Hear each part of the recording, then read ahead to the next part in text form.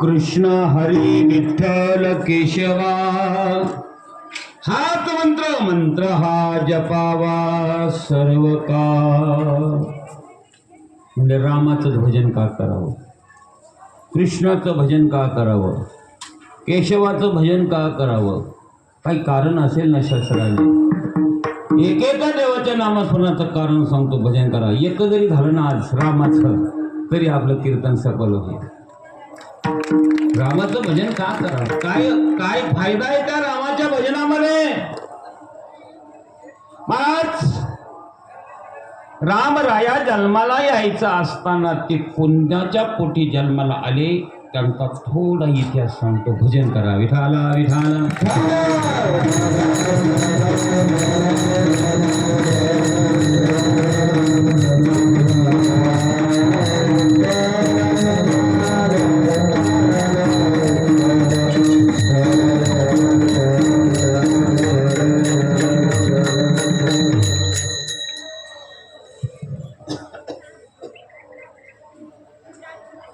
राजा दशरथाच्या वडिलाचं नाव काय? आम्हाला आवाज येत नाही. रिप्लेस होते. बऱ्याच रामायणामध्ये आज राजाचं नाव सांगितलं जातं. राज राजाच्या पोटी दशरथाचा जन्म आहे.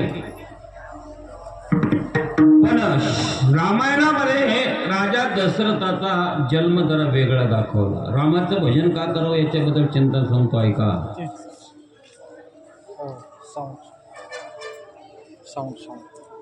एक दिवसाचा प्रसंग.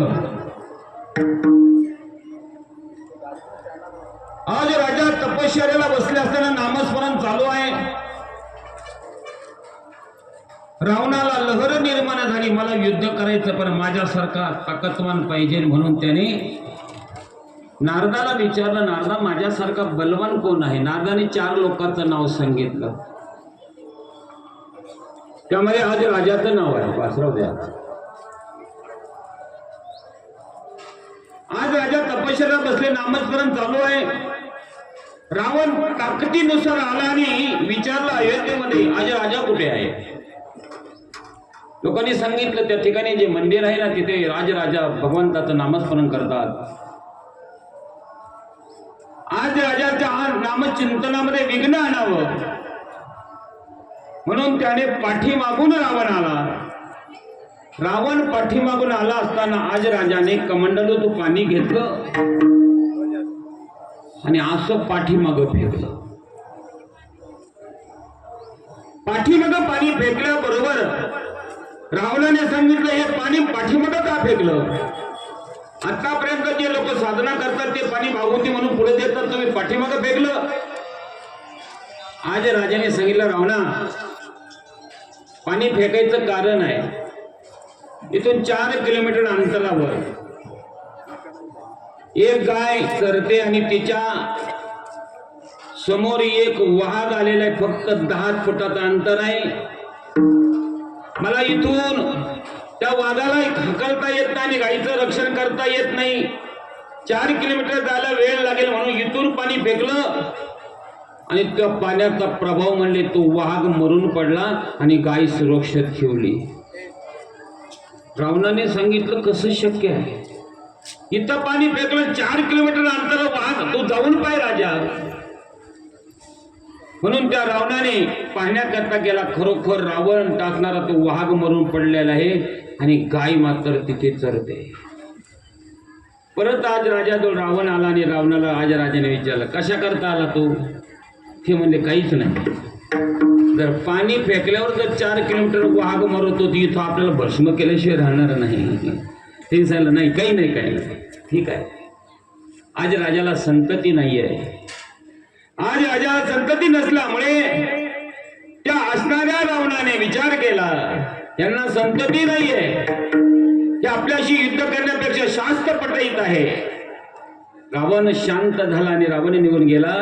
ही सर्व क्रिया धर्मराज पाहत होते आणि धर्मराजाने भगवान परमात्म्याला सांगितलं की आता आज राजाच्या पोटी कोणाचा तरी जन्म झाला पाहिजे. विठाला विठाला.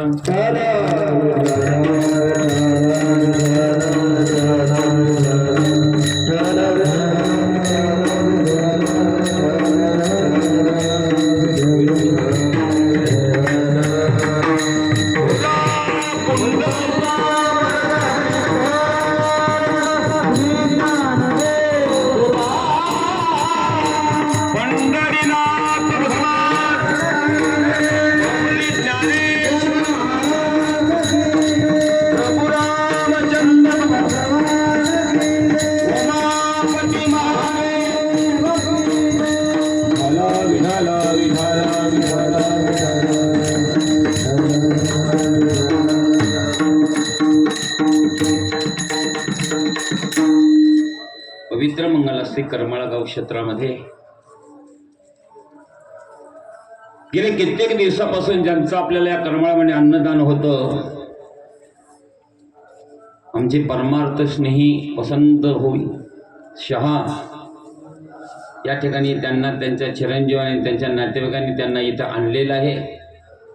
बाबांचं सकाळपासून चाललं महाराज आले का, महाराज आले का, महाराज आले का. वय झालेलं आहे, खूप आजारी आहे, तरी पण श्रद्धा आहे अंतकरणामध्ये.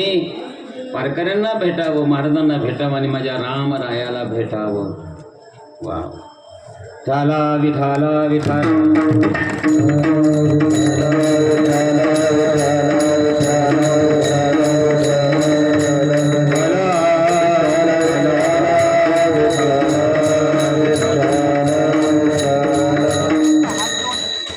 धर्मराजाने देवाला प्रश्न केला, आज राजाच्या पोटी जन्माला का येत नाही संतती. देवाने सांगितलं 7 जन्म आज राजाच्या पोटी संततीच नाहीये. पण भगवान परमात्मा दयाळू घन आहे. धर्मराजाला सांगितलं या आज राजाने जर दान धर्म केला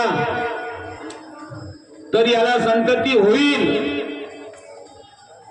म्हणून भगवान परमात्म्याने धर्माला ब्राह्मणाचा वेश धारण करून त्या अयोध्या नगरीमध्ये पाठवलं. ऐका,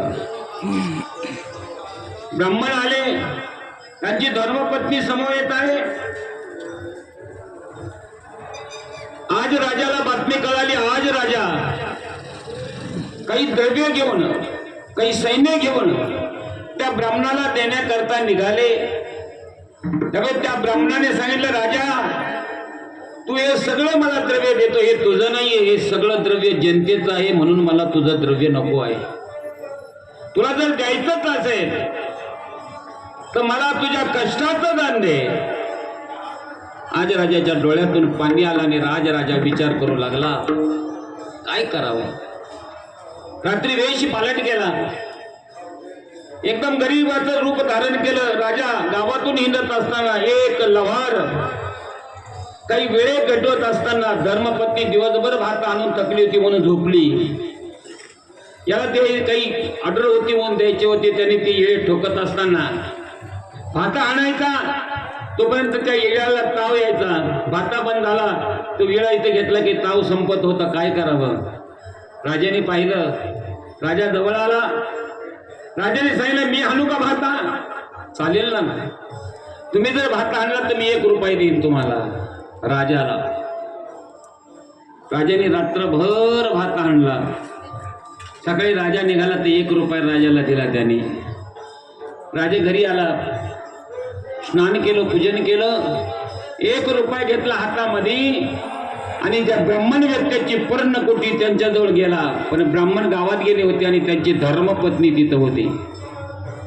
राजाने सांगितलं, मी राजा या नगरीचा, मग मला तुम्हाला दान धर्म करायचा आहे. राजाने दान धर्म करायचं म्हटल्याबरोबर तिला वाटलं राजा आहे, भरपूर द्रव्य देईन. तिने एक मोठं असं 6.5 वाजता कशा बाहेर जागा धरतात ना, टाका राजा. राजाने सांगितलं, नाही, मला देण्याकरता फक्त थोडं आहे, हातात घ्या तुम्ही. तिने हात केला, राजाने 1 रुपया हातात ठेवला. तिनं पाहिलं आणि पाहिलं, विचार करतात, अरे राजाने देऊन देऊन काय केलं म्हणले, हातात रुपये दिला. तिकडून ब्राह्मण व्यक्ती आले, राजा घरी गेला. त्यांनी सांगितलं, राजा आला होता आणि राजाने दान करण्याकरता 1 रुपया धरला, धरा तुमच्या राजाचा रुपया फेकला. राजाने तो रुपया दिलेला त्या राणीने त्या असणाऱ्या ब्राह्मण महिलाने फेकला. तिकडून त्या ब्राह्मण व्यक्तीने धरला, पण त्याच्या हातातून ज्यावेळेस सुटला त्यावेळेस तो रुपया जमीन खोदत खोदत खोदत खोदत खाली